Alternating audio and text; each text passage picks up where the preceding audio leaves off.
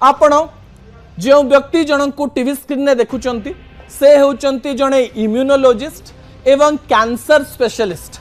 से कैंसर उपरे रिसर्च करती, कैंसर उपरे वीडियोस करती एवं कैंसर रो लक्ष लक्ष पेशेंट को से देखि सारे एवं कैंसर रो अनेक पेपर मध्य कर सारे। तांको ना होउची डॉक्टर कृष्ण तरंग। ए किछि दिन पूर्व जातीय गणमाध्यम रे से गोटे इंटरव्यू देइचंती एवं एई इंटरव्यू रे से एक बड़ तथ्य कहबा पई चेष्टा करिसंती। दर्शक बंधु विजुअल उपरे आपनकर दृष्टि आकर्षण करे देबा पई चाहिबे।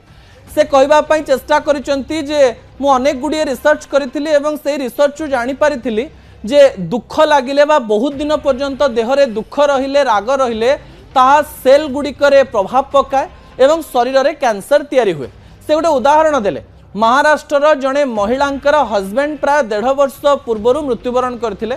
तांकर लव मैरिज होता। से तांकर साथी को जीवन सबुठारु गुरुत्वपूर्ण लोक बोली भाबुथिले एवं से मने मने चिंता करदेले जे सी नाहंती माने मु बंची पारिबी नाही।